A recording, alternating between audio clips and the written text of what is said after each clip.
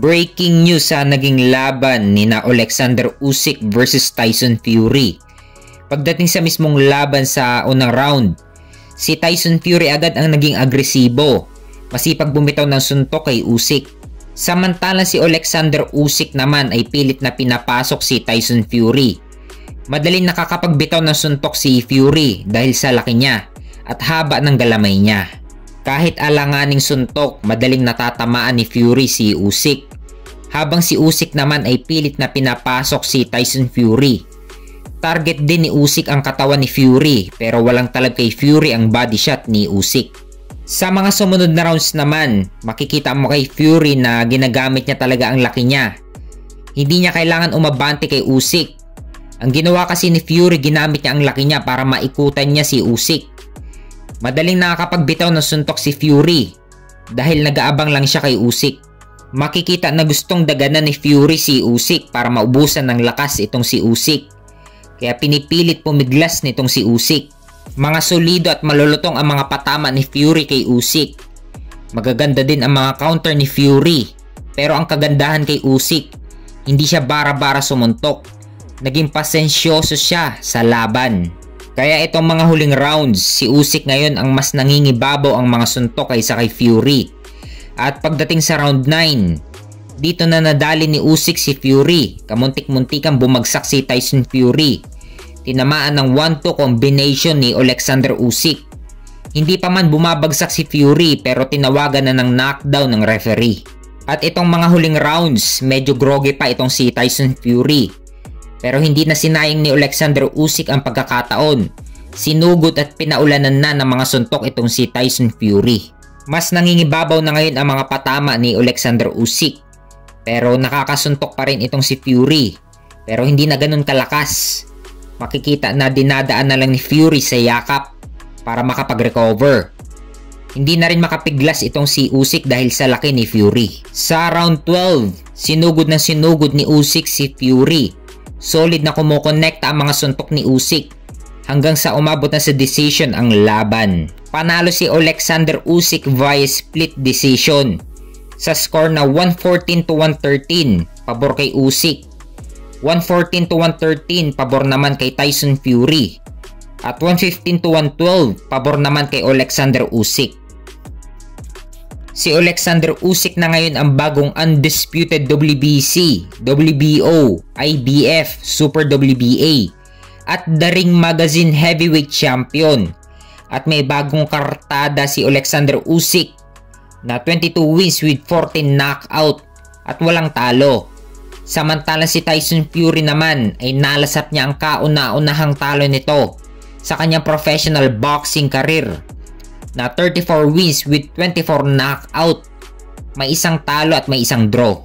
Si Alexander Usyk na ngayon ang pangatlong male boxer na naging undisputed champion sa dalawang dibisyon. Una si Unified Welterweight Champion Terence Crawford. Pangalawa si undisputed Super Bantamweight Champion Naoya Inoue.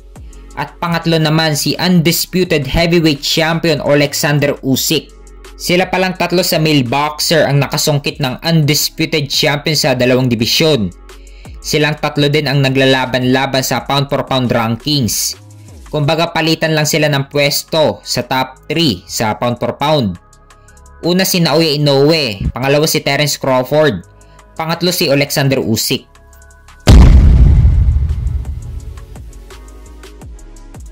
Sa kabilang banda naman, pag-usapan naman natin ang naging laban ni Emmanuel Navarrete versus Denis Berinchyk. So pagdating sa mismong laban sa mga unang round, si Berinchyk agad ang unang nagbibitaw ng mga suntok.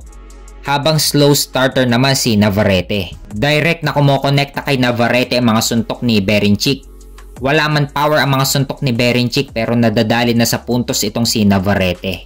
Parang ibang-iba si Navarrete ngayon, although slow starter naman talaga si Navarrete kahit nung mga nakaraang laban niya.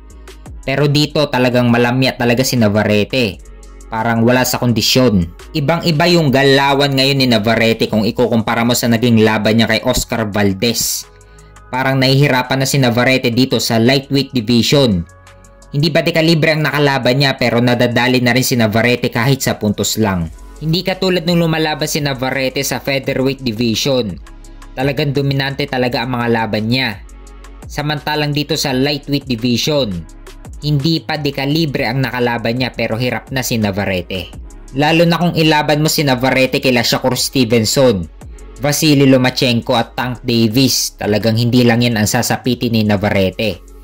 Baka pupulbusin lang nila Shakur Stevenson, Vasily Lomachenko at Tank Davis itong si Navarrete. Sa kalagitnaan na rounds naman, medyo nakakatama na ng solid si Navarrete kay Berinchyk. Pero madaling nababawi ni Berinchyk ang mga suntok ni Navarrete. At nitong mga huling rounds, makikita mo rin kay Berinchyk na medyo madumi na ang laro niya. Yayakap kay Navarrete sabay susuntok habang nakayakap. Ang hirap lang sa referee, hindi binibigyan ng deduction itong si Berinchyk. Umabot sa decision ang laban, panalo si Denis Berinchyk via split decision.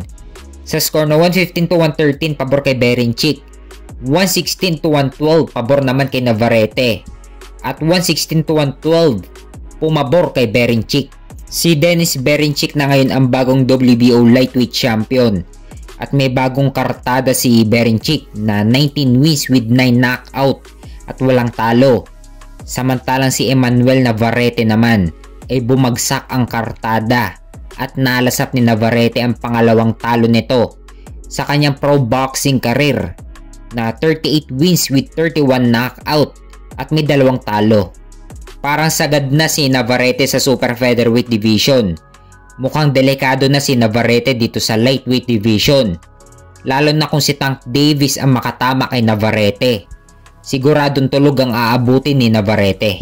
Kung mapapansin ang map ng lightweight division, hawak ni Shakur Stevenson ang WBC lightweight title. Hawak naman ni Vasily Lomachenko ang IBF lightweight title.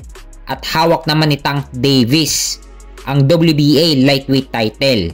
At hawak naman ni Denis Berinchyk ang WBO lightweight title.